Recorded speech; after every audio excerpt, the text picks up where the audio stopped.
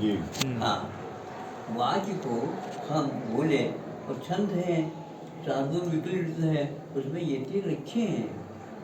जैसे मंदार नाता है, शास्त्राभ्यासो जिनपति संगति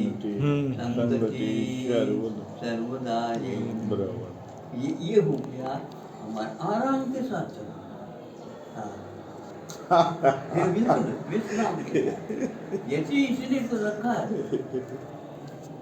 उससे अर्थ भी खुलता है। हाँ, उसकी दृष्टि जाएगी उससे। हाँ, यदि यतिभंग है तो दोष बताया। बिल्कुल। काव्य लिखे लेकिन यतिभंग ना हो। काव्य शास्त्र इसीलिए है, भंग ना हो। उससे यतिभंग नहीं होता तो अपने आप ही अर्थ खुलने लग जाता है, संदेश भी अपने आप ही खुलने लग जाते हैं, और रोकने से अपने आप ही ध्वनि निकलती है, और उसके साथ ले जाते हैं तो गड़बड़ हो जाता है। जैसे छंद चल रहा है वो इसी तरीके से सिखाते हैं, छंद बताते हैं ना, एक दो सुनाओ। जैसे मान लो ये श्लोक है, श्लोक है बहुत अच्छे, ये विषय श्लोक है, अब श्लोक है किंतु उसमें जो पद है, अंतिम अक्षर है, वह यदि ह्रस्व है तो भी दीर्घ के रूप में ही माने। उसमें ऐसा भी विकल्प से होता है, वो विकल्प से होता है। ये इसीलिए आता है, वो इसीलिए आता हो क्योंकि वह अंतिम अक्षर पद का है। उसको दीर्घ के रूप में एकदम ब्रेक लगाने से तो गड़बड़ हो जाएगा। हाँ, उसको दीर्घ के रूप में स्वीकार करें, दीर्घ लिखे नहीं। तो ये एकमात्र आशय ये है, उनका आशय ये है कि वह थोड़ा सा श्वास ले, तो श्वास लेते हैं तो आगे हमारे लिए हाँ, उसका लंबे समय तक अध्वान बन सकता है। संयुक्त आद्यम दीर्घम, यहाँ पर भी एक ये चीज ऐसे ही आता है जी। दीर्घ क्यों लिया, तो चूंकि संयुक्त, लेकिन उसको हम दीर्घ लिखेंगे नहीं और दीर्घ बोलेंगे भी नहीं, किंतु वहाँ पर यति का रूप आ जाता है, प्रेस आ जाता है, वहाँ पर जोर आता है, वहाँ पर जैसे साइलेंट बोल देते हैं ना, उस तरीके से साइलेंट तरीके से। भोक्ता ऐसा नहीं बोला जाता, भक्ता मर प्रणत मणि प्रभाना, ये है। अब मणि के ऊपर थोड़ा सा जोर ले आते, मणि को फोड़ा नहीं हमने। तो ये हमारे यहाँ तो ये तो गौण हो गए, वही पद्धति वापस शुरू करनी है, जो गौण हो गई वही शुरू करनी है। बहुत पहले भावना रखी, गुरुजी की भावना थी। सीख रहे हो।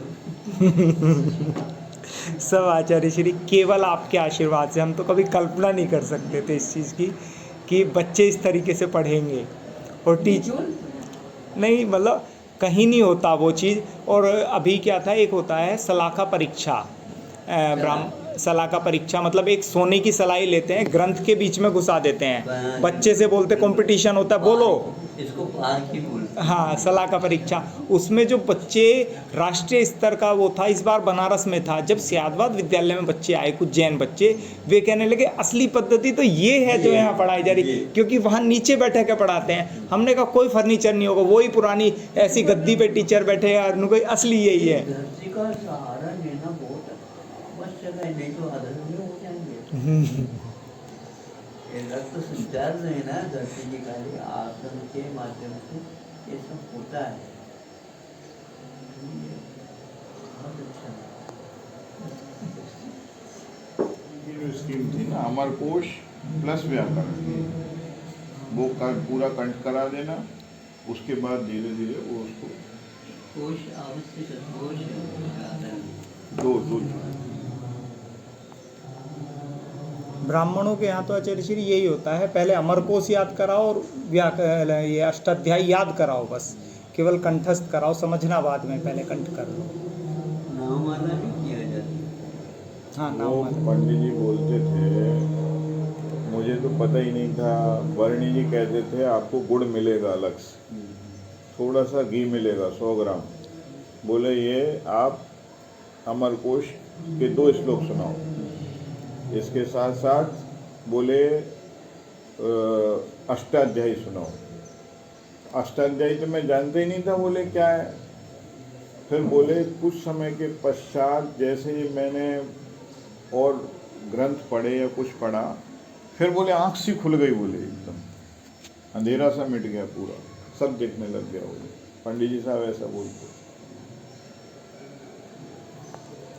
उस जमाने में वर्णी जी ने 100 रुपए का पंडित लगाया था उस जमाने में। बोले ये ग्रंथों का अनुवाद कौन करेगा, बोले अपने ग्रंथ जितने भी हैं वो यही पंडित करेंगे अपने।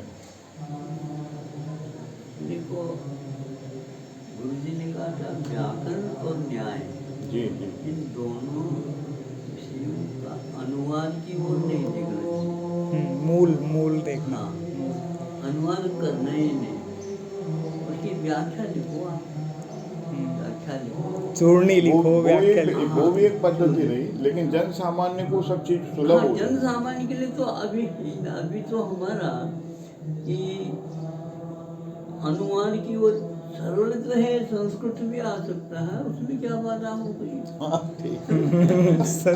वो भी सरल हो जाएगी अनुवाद से। करेंगे जैसे कादंद्र मरा है, जी खूब सरल आ गया है, तो कुछ बचता ही नहीं उसमें। ये अवश्य है कि ये कठिन होता है, लेकिन पद्धति यही से चालू होती है। कारण इसके उपरांत भी इन सारे के सारे व्याकरणों के होने के साथ भी कादंद्र रूपमाला जीवित कैसे रह गई। जी हाँ, पाणिनि उसमें थी और कातंत्र फिर भी जीवित रह गई। क्यों रह गई? उसमें है अच्छी चीज, मतलब सरलता है उसमें, समझ ये जल्दी तो से। हमें तो भाषा की सरलता की ओर भी देखना चाहिए। अभी एक है साहित्य आप लिखिए कठिन, वो है ना उषा दीक्षित हैं। सरलता लाना चाहिए ताकि उसका अनुवाद करना न पड़े। ये कपिल द्विवेदी थे ना जो सार्वभौम संस्थान वाले, उनका ये जो आचार्य कह रहे वही बात। जो इनके वो निकला है, उन्होंने क्या प्रक्रिया अपनाई थी कि आप तो सरल से सरल शब्दों के द्वारा बोलना सीखो। बोले बिल्कुल सार्वभौम संस्थान था एक वहाँ। ऐसे ही संस्कृत भारती वाले भी यही करते हैं। वो संस्कृत पढ़, तुम गलत बोल रहे बोलो एक बार। नहीं, वो गलत तो होगा ही नहीं, सरलता में गलत होगा ही नहीं।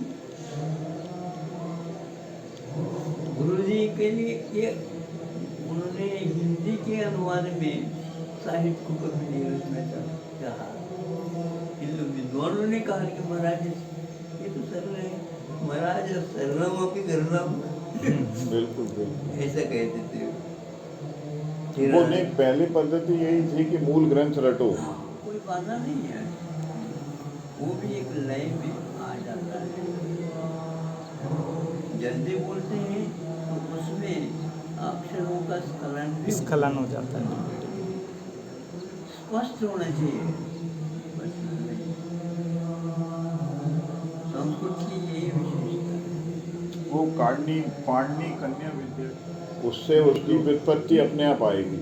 जैसे आज जो है ना इंग्लिश पढ़ते हैं तो हिंदी में अनुवाद पहले कर लेते हैं, फिर बाद में इंग्लिश बोलते हैं। बिल्कुल बिल्कुल ऐसा नहीं आना चाहिए अपने को। फिर नजर हिंदी पे जाती है, उस पे मूल पे जाती ही नहीं है, नजर एकदम हिंदी पे नजर जाती है। वही इसलिए उसकी आवश्यकता नहीं है अपने को। समझ रहे हो बेटा, समझ रहे हो ना। सुनाना एक दो कुछ उसका तर्क संग्रह एक आध सुनाओ फिर भी।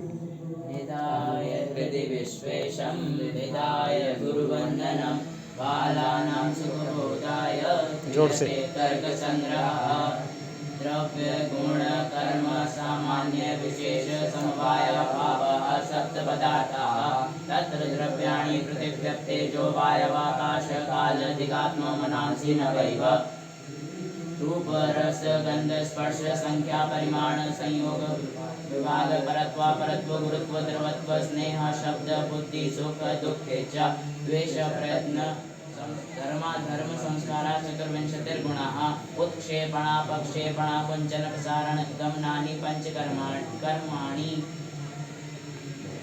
थोड़ा बाहर बोल। एकमनुनासिकत्वानुनासिकत्वाभ्यां द्विधा मुखनासिका वचनोनुनासिका मुखसहित नासिकया उच्चार्यमाणो वर्णमानुनासिक संज्ञा स्यात् तदेकम् आ इ उ ऋ एषां वर्णानां प्रत्येकम् अष्टादशभेदाः ऋवर्णस्य द्वादशस्य दीर्घाभावात् केषामपि द्वादशतेषां ह्रस्वाभावात् तुल्यास्य प्रयत्नं सवर्णम् कालवादी स्थानमाभ्यन्तर प्रयत्नश्च इति एतद्द्वयस्य तुल्यं तन्मितः सवर्णसंज्ञं स्यात् ऋद्धिमणिवर्मिता सवर्ण्यं वाच्यम् अगुह विसर्जनीयानां कण्ठः इचुयशानां तालु ऋटुरसानां मूर्धः ऋटुलसानां दन्ताः उभुपद्मानीयानां ओष्ठौ यमगणानां नासिका च एतैतोः कण्ठतालु ओदौतोः कण्ठोष्ठं वकारस्य दन्तोष्ठं जिह्वामूल्यस्य जिह्वामूलं मानस्य यत्नो द्विधा अभ्यन्तरो बाह्यश्च आद्या पञ्चधा स्पृष्ट ईषद् विवृत संवृत भेदात् तत्र स्पृष्टं प्रथम स्पर्शानां ईषद् स्पृष्टं अन्तःस्थानां ईषद् विवृतं ऊष्माणां विवृतं स्वराणां तस्पृष्टस्य वर्णस्य प्रयोगे संवृतं प्रक्रिया दशायां तु विवृतमेव बाह्य प्रयत्नस्तु एकादशः विवारः संवारः श्वासो नादो घोषो अघोषो अल्पप्राणो महाप्राणः उदात्तानुदात्तः स्वरितश्चेति। है अगर गुरुवर का सानिध्य पाना तो विद्यासागर.गुरु पर जरूर आना।